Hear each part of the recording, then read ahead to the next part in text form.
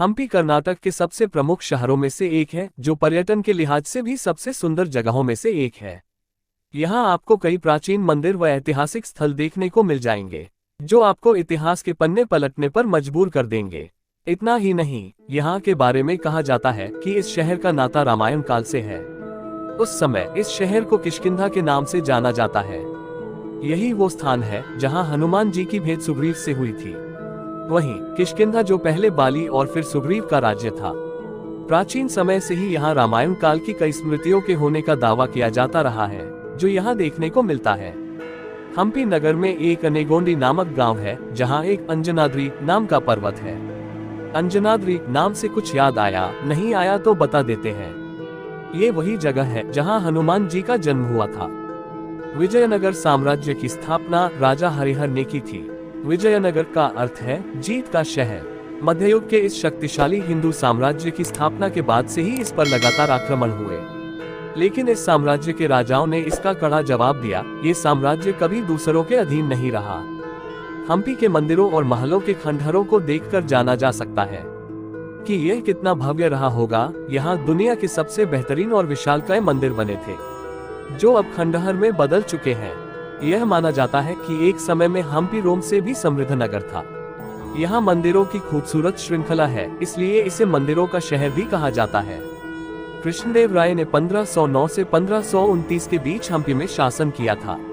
कृष्णदेव राय जब तक जिंदा थे तब तक इस राज्य पर और इसकी राजधानी पर किसी भी प्रकार की आंच नहीं आई। विजयनगर साम्राज्य के अंतर्गत कर्नाटक, महाराष्ट्र और आंध्र प्रदेश के राज्य आते थे। कृष्णदेव राय की मृत्यु के बाद इस विशाल साम्राज्य को बीदर, बीजापुर, गोलकुंडा, अहमदनगर और बरार की मुस्लिम सेनाओं ने 1565 में क्रूरतम हमला करके नष्ट कर दिया। भयंकर लूटपाट और कत्लेआम हुआ और संपूर्ण शहर को खंडहर और लाशों के ढेर में बदल दिया गया। यह इतिहास का सबसे क्रूरतम हमला था।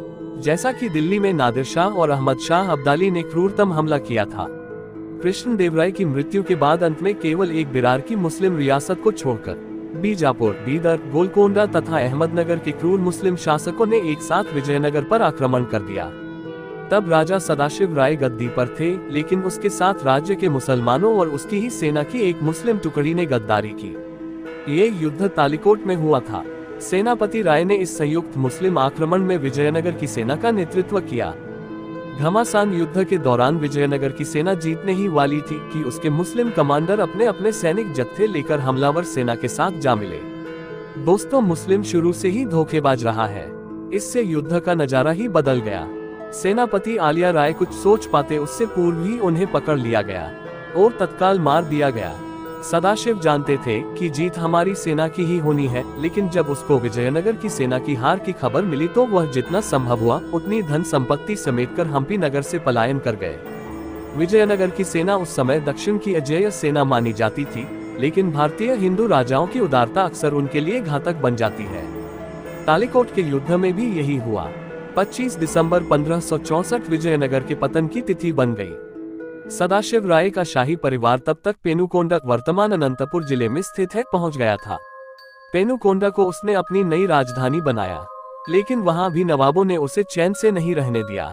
बाद में वहां से हटकर चंद्रगिरी, जो चित्तूर जिले में है, को राजधानी बनाया। विजयनगर साम्राज्य करीब 80 वर्ष और चला। गद्दारों के कारण विजयनगर साम्राज्य 1646 में पूरी तरह इतिहास के कालचक्र में दफन हो गया। इस वंश के अंतिम राजा रणराय तृतीय थे, जिनकी 1680 में मौत हुई।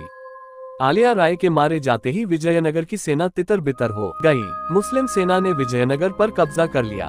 उसके बाद वैभव, कला तथा विद्वता की इस ऐतिहासिक नगरी में लूट, हत्या और ध्वंस का जो तांडव शुरू हुआ, उसकी नादिर शाह की दिल्ली लूट और कत्लेआम से ही तुलना की जा सकती है। हत्या, बलात्कार तथा ध्वंस का ऐसा नग्न नृत्य किया गया कि जिसके निशान आज भी हम्पी में देखे जा सकते हैं। बीजापुर, बीदर, गोलकोंडा तथा अहमदनगर की सेना करीब 5 महीने उस नगर में रही। इस अवधि में उसने इस वैभवशाली नगर की ईंट से ईंट बजा दी।